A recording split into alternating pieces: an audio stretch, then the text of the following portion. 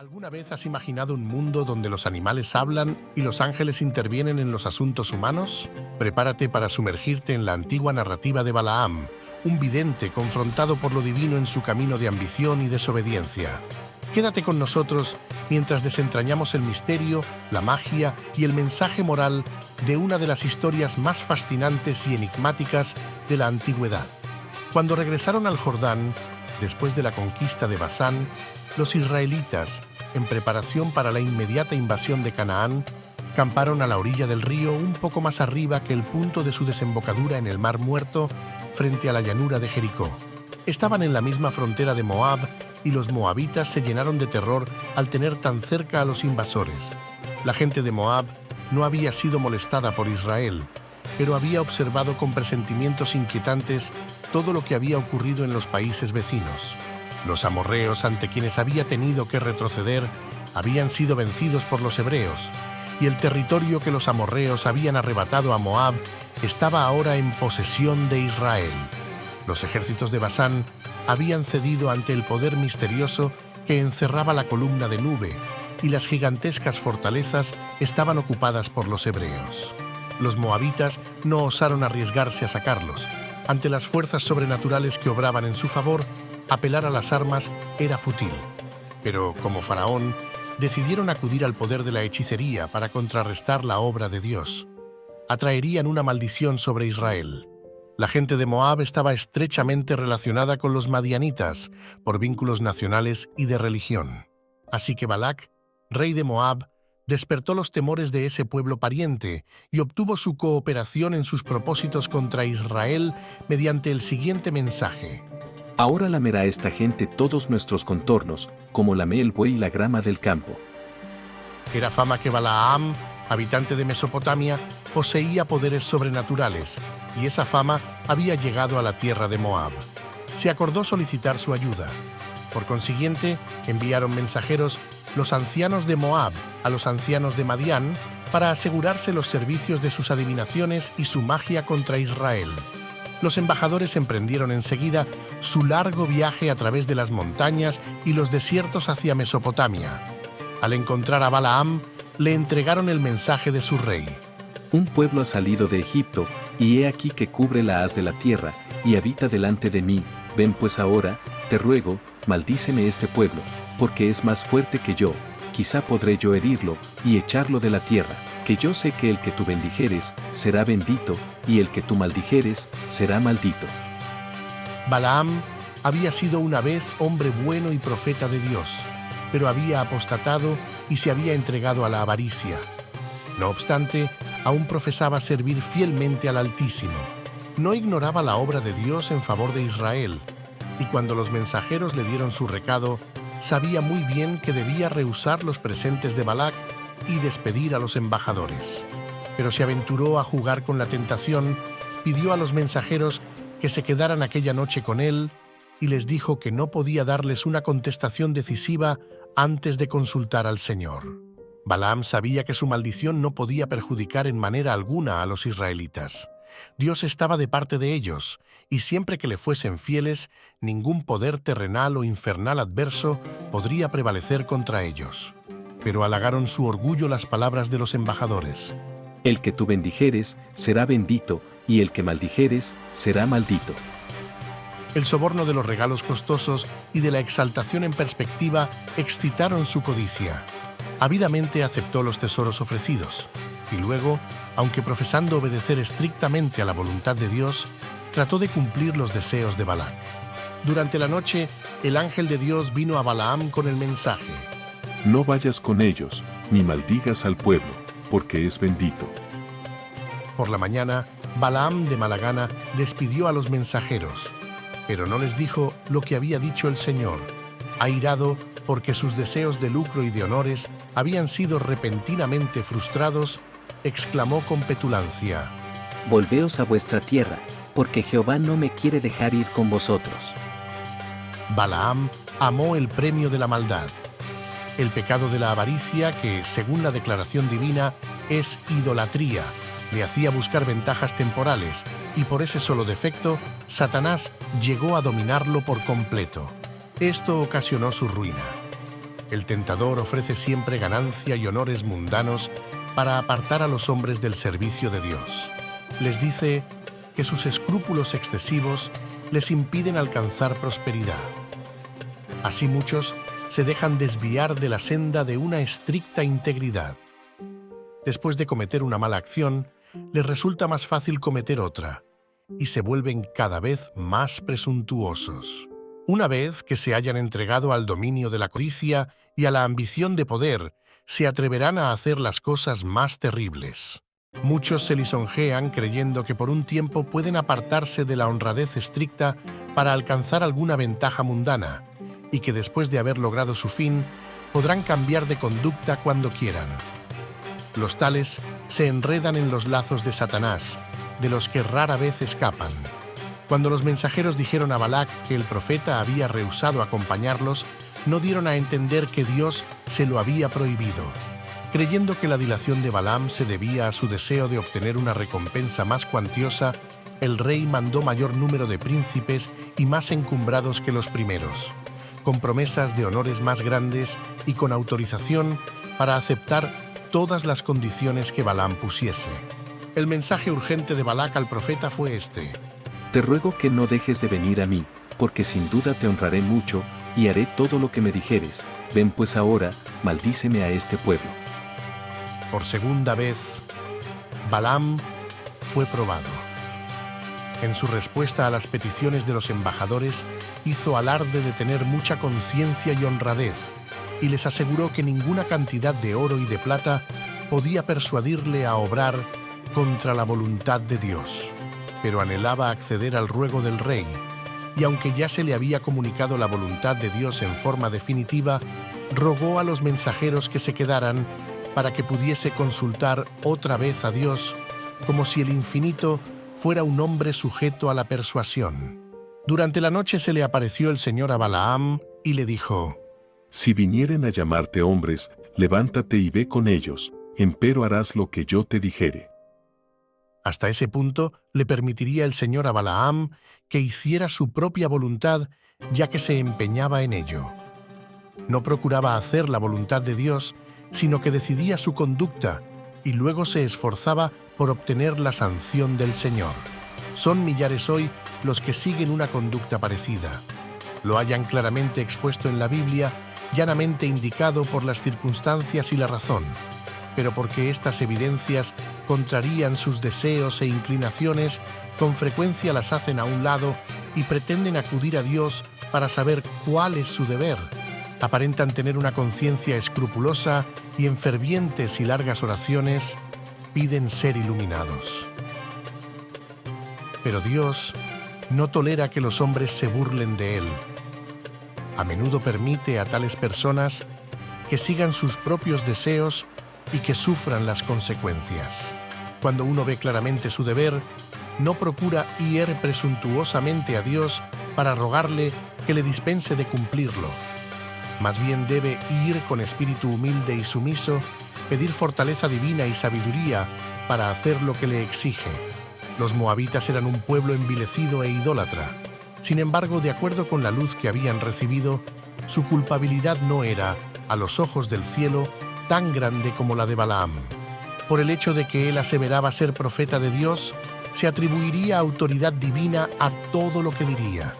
Por lo tanto, no se le iba a permitir hablar como quisiera, sino que habría de anunciar el mensaje que Dios le diera.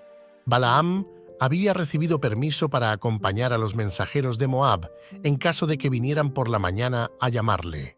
Pero enfadados por la tardanza de él y creyendo que otra vez se negaría a ir, salieron para su tierra sin consultar más con él.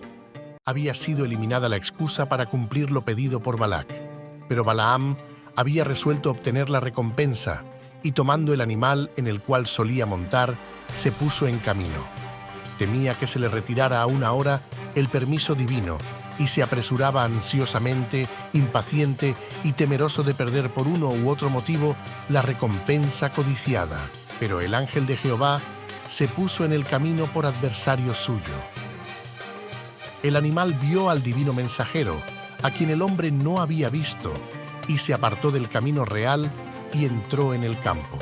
Balaam hizo volver la bestia al camino, pero nuevamente, en un sitio angosto y cerrado por murallas de piedra, le apareció el ángel, y el animal, tratando de evitar la figura amenazadora, apretó el pie de su amo contra la muralla.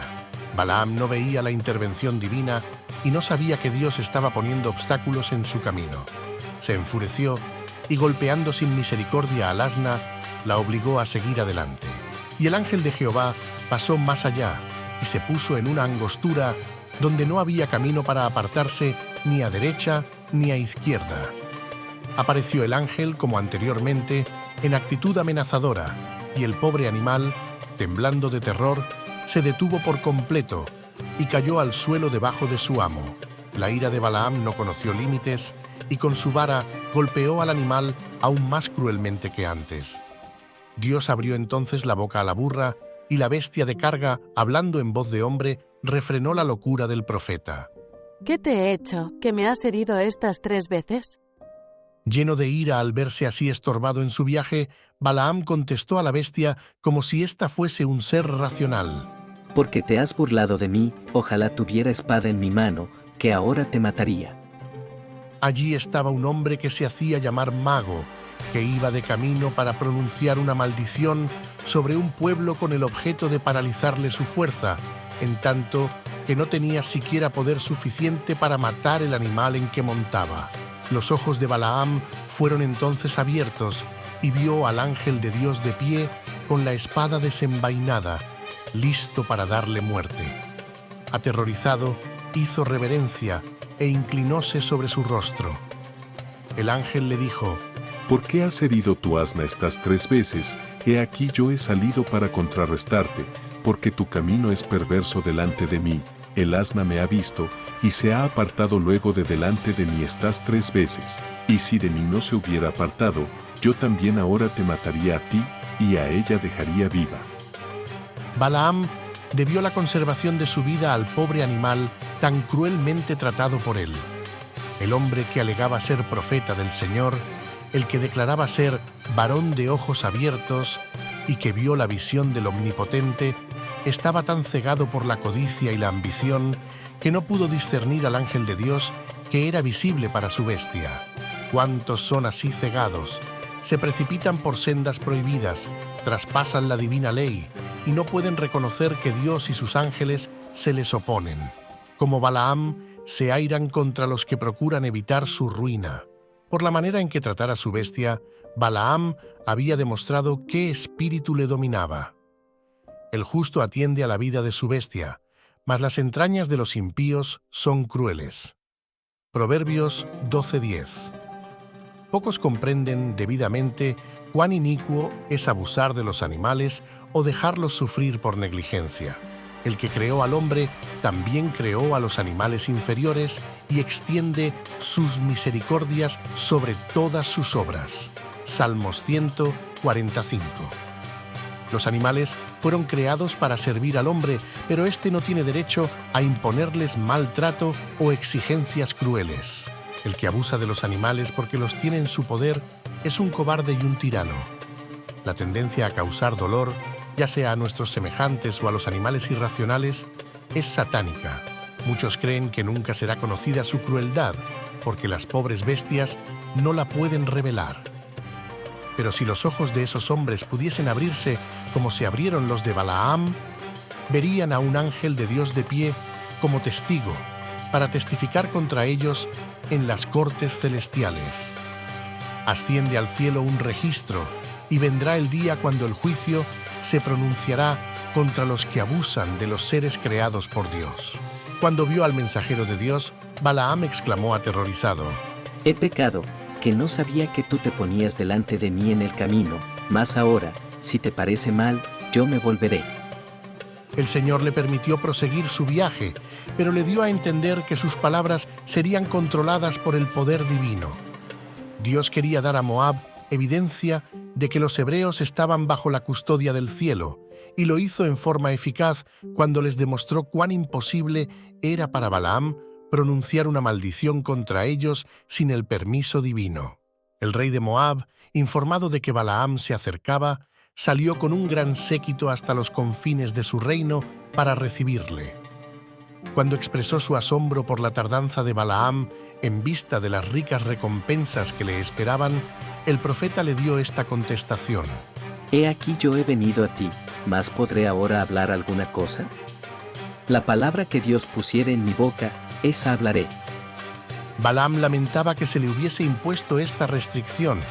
Temía que sus fines no pudieran cumplirse porque el poder del Señor le dominaba. Con gran pompa, el rey y los dignatarios de su reino escoltaron a Balaam a los altos de Baal, desde donde iba a poder divisar al ejército hebreo. Contemplemos al profeta de pie en la altura eminente, mirando hacia el campamento del pueblo escogido de Dios. Qué poco saben los israelitas de lo que está ocurriendo tan cerca de ellos. Qué poco saben del cuidado de Dios, que los cobija de día y de noche. Cuán embotada tiene la percepción el pueblo de Dios. Cuán tardos han sido sus hijos en todas las edades para comprender su gran amor y misericordia. Si tan solo pudieran discernir el maravilloso poder que Dios manifiesta constantemente en su favor, ¿no se llenarían sus corazones de gratitud por su amor y de reverencia al pensar en su majestad y poder? Balaam tenía cierta noción de los sacrificios y ofrendas de los hebreos, y esperaba que, superándolos en donativos costosos, podría obtener la bendición de Dios y asegurar la realización de sus proyectos pecaminosos. Así iban dominando su corazón y su mente los sentimientos de los moabitas idólatras. Su sabiduría se había convertido en insensatez, su visión espiritual se había ofuscado. Cediendo al poder de Satanás, se había enceguecido él mismo. Por indicación de Balaam, se erigieron 7 altares, y él ofreció un sacrificio en cada uno. Luego, se retiró a una altura para comunicarse con Dios, y prometió que le haría saber a Balac cualquier cosa que el Señor le revelase. Con los nobles y los príncipes de Moab, el rey se quedó de pie al lado del sacrificio, mientras que la multitud anhelosa se congregó alrededor de ellos, y todos esperaban el regreso del profeta. Por último volvió, y el pueblo esperó oír las palabras capaces de paralizar para siempre aquel poder extraño que se manifestaba en favor de los odiados israelitas. Balaam dijo: Desde Aram, Balac, el rey de Moab, me ha traído desde los montes del este diciéndome: ven y maldice a Jacob por mí, ven y denuncia a Israel. Pero, ¿cómo voy a maldecir a aquellos a quienes Dios no ha maldecido? ¿Cómo voy a denunciar a aquellos a quienes el Señor no ha denunciado? Los veo desde la cima de las rocas, los observo desde las colinas, allí está un pueblo que vive aparte, que no se considera uno de las naciones. ¿Quién puede contar el polvo de Jacob o enumerar el cuarto de Israel? Que yo muera la muerte de los justos, que mi fin sea como el de ellos. Balaam confesó que había venido con el objeto de maldecir a Israel, pero las palabras que pronunció contradijeron rotundamente los sentimientos de su corazón. Se le obligó a pronunciar bendiciones, en tanto que su alma estaba henchida de maldiciones. Mientras Balaam miraba el campamento de Israel, contempló con asombro la evidencia de su prosperidad. Se lo habían pintado como una multitud ruda y desorganizada que infestaba el país con grupos de merodeadores que afligían y aterrorizaban las naciones circunvecinas, pero lo que veía era todo lo contrario. Notó la vasta extensión y el orden perfecto del campamento y que todo denotaba disciplina y orden cabales. Le fue revelado el favor que Dios dispensaba a Israel y el carácter distintivo de ese pueblo escogido. No había de equipararse a las otras naciones, sino de superarlas en todo. El pueblo habitará confiado y no será contado entre las gentes. Cuando se pronunciaron estas palabras, los israelitas aún no se habían establecido permanentemente en un sitio, y Balaam no conocía su carácter particular y especial ni sus modales y costumbres. Pero cuán sorprendentemente se cumplió esta profecía en la historia ulterior de Israel. A través de todos los años de su cautiverio y de todos los siglos de su dispersión, han subsistido como pueblo distinto de los demás. Así también los hijos de Dios, el verdadero Israel, aunque dispersados entre todas las naciones, no son sino advenedizos en la tierra y su ciudadanía está en los cielos. No solo se le mostró a Balaam la historia del pueblo hebreo como nación, sino que contempló el incremento y la prosperidad del verdadero Israel de Dios hasta el fin. Vio cómo el favor especial del Altísimo asistía a los que le aman y le temen.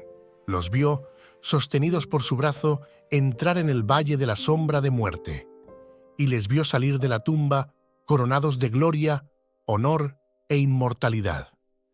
Vio a los redimidos regocijarse en las glorias imperecederas de la tierra renovada. Si Balaam hubiera estado dispuesto a aceptar la luz que Dios le había dado, habría cumplido su palabra, e inmediatamente habría cortado toda relación con Moab. No hubiera presumido ya más de la misericordia de Dios, sino que se habría vuelto hacia él con profundo arrepentimiento. Pero Balaam amaba el salario de iniquidad y estaba resuelto a obtenerlo a todo trance. Balac había esperado confiadamente que una maldición caería como plaga fulminante sobre Israel, y al oír las palabras del profeta, exclamó apasionadamente: ¿Qué me has hecho?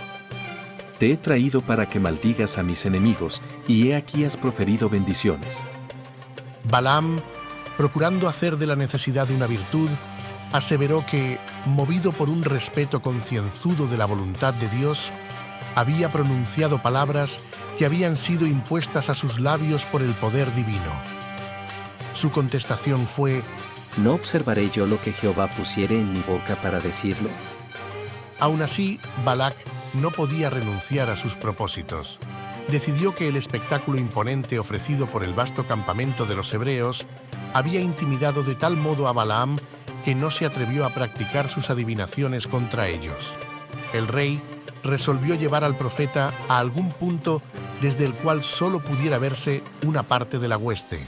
Si se lograba inducir a Balaam a que la maldijera por pequeños grupos, todo el campamento no tardaría en verse entregado a la destrucción. En la cima de una elevación llamada Pisga se hizo otra prueba.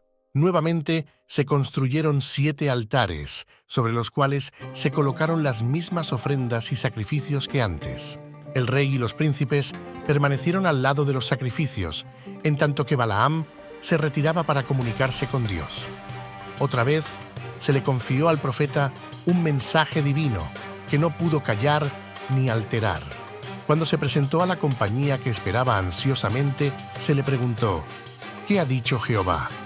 La contestación, como anteriormente, infundió terror al corazón del rey y de los príncipes. Dios no es hombre para que mienta, ni ser humano para que cambie de parecer. ¿Acaso dice algo y no lo hace? ¿Promete algo y no lo lleva a cabo? He recibido orden de bendecir, él ha bendecido, y no puedo cambiarlo. No detecta maldad en Jacob, ni ve perversidad en Israel. El Señor su Dios está con ellos, entre ellos se oye el clamor. Conforme al deseo de los moabitas, el gran mago había probado el poder de su encantamiento. Pero precisamente con respecto a esta ocasión, se iba a decir de los hijos de Israel: lo que ha hecho Dios. Mientras estuvieran bajo la protección divina, ningún pueblo o nación, aunque fuese auxiliado por todo el poder de Satanás, podría prevalecer contra ellos. El mundo entero iba a maravillarse de la obra asombrosa de Dios en favor de su pueblo, a saber, que un hombre empeñado en seguir una conducta pecaminosa fuese de tal manera dominado por el poder divino que se viese obligado a pronunciar, en vez de imprecaciones, las más ricas y las más preciosas promesas en el lenguaje sublime y fogoso de la poesía. Y el favor que en esa ocasión Dios concedió a Israel había de ser garantía de su cuidado protector hacia sus hijos obedientes y fieles en todas las edades. Cuando Satanás indujese a los impíos a que calumniaran, maltrataran y exterminaran al pueblo de Dios, este mismo suceso les sería recordado y fortalecería su ánimo y fe en Dios. El rey de Moab, desalentado y angustiado, exclamó: Ya que no lo maldices, tampoco lo bendigas. No obstante, subsistía una débil esperanza en su corazón y decidió hacer otra prueba. Condujo a Balaam al monte Peor, donde había un templo dedicado al culto licencioso de Baal. su dios. Allí se erigió el mismo número de altares que antes, y el mismo número de sacrificios fueron ofrecidos. Pero Balaam no se apartó solo, como en las otras ocasiones, para averiguar la voluntad de Dios. No pretendió hacer hechicería alguna, sino que, de pie al lado de los altares, miró a lo lejos a las tiendas de Israel. Otra vez, el Espíritu de Dios asentó sobre él y brotó de sus labios el divino mensaje. «¡Cuán hermosas son tus tiendas, Jacob! ¡Qué bello es tu campamento, Israel!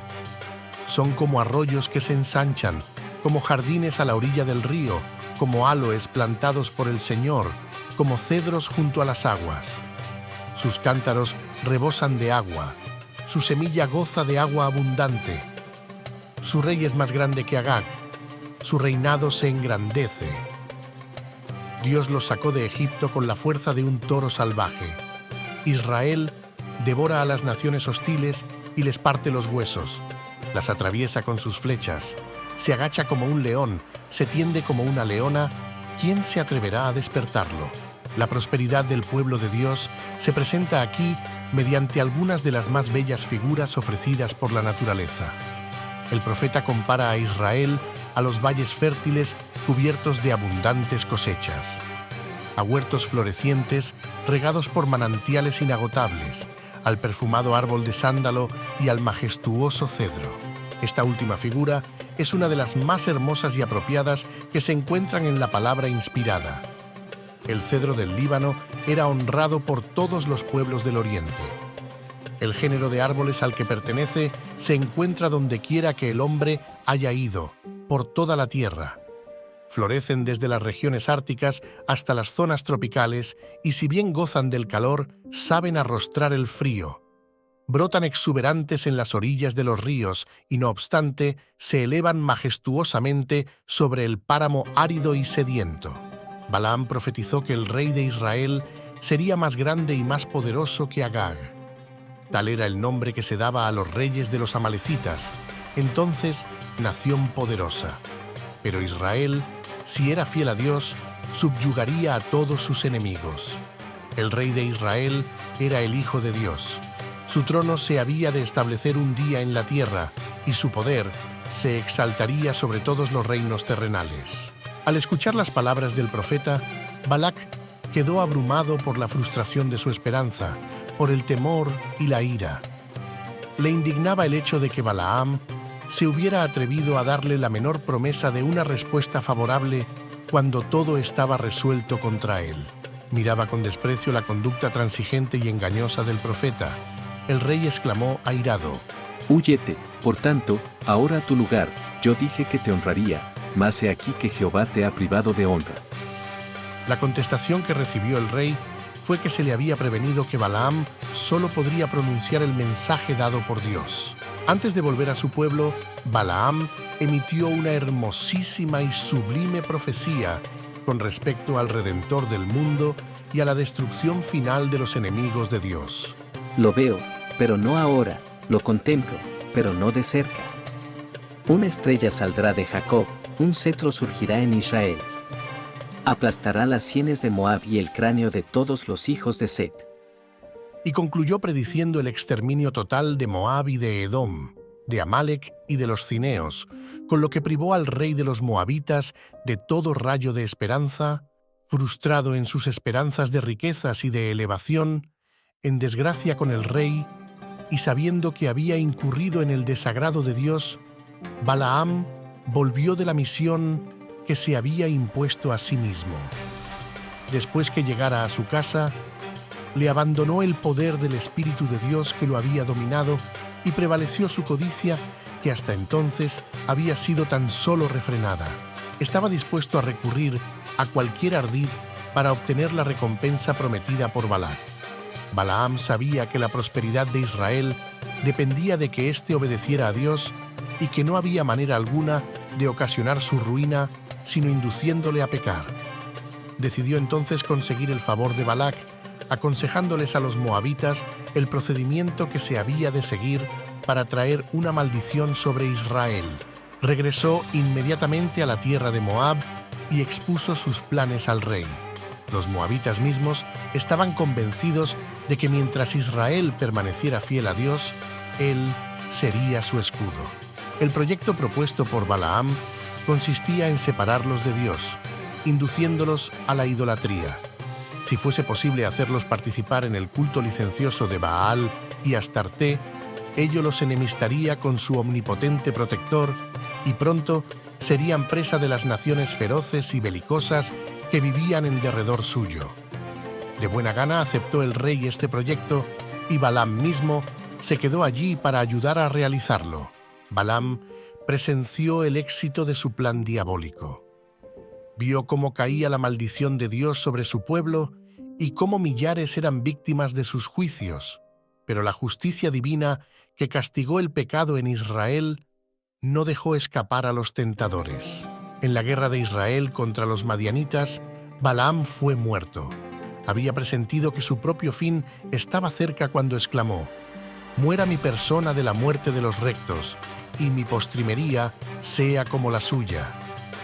Pero no había escogido la vida de los rectos, y tuvo el destino de los enemigos de Dios.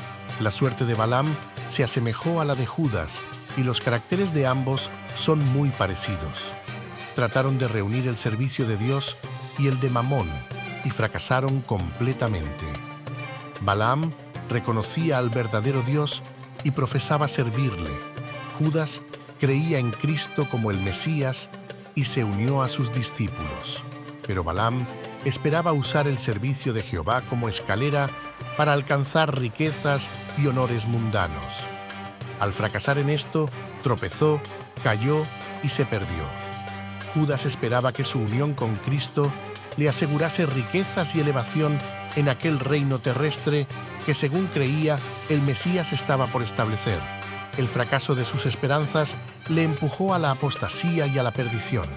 Tanto Balaam como Judas recibieron mucha iluminación espiritual y ambos gozaron de grandes prerrogativas, pero un solo pecado que ellos abrigaban en su corazón envenenó todo su carácter y causó su destrucción.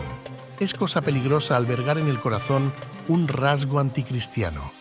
Un solo pecado que se conserve irá depravando el carácter y sujetará al mal deseo todas sus facultades más nobles, la eliminación de una sola salvaguardia de la conciencia, la gratificación de un solo hábito pernicioso, una sola negligencia con respecto a los altos requerimientos del deber, quebrantan las defensas del alma y abren el camino a Satanás para que entre y nos extravíe. El único procedimiento seguro consiste en elevar diariamente con corazón sincero la oración que ofrecía David. Sustenta mis pasos en tus caminos, porque mis pies no resbalen. Suscríbete al canal Historias de la Biblia y no te pierdas ninguna de las historias bíblicas. Déjanos tu comentario de esta historia. Dios te bendiga. De un rey. No hay hechizo contra Israel, ni hay adivinación contra Israel. Números 23:23.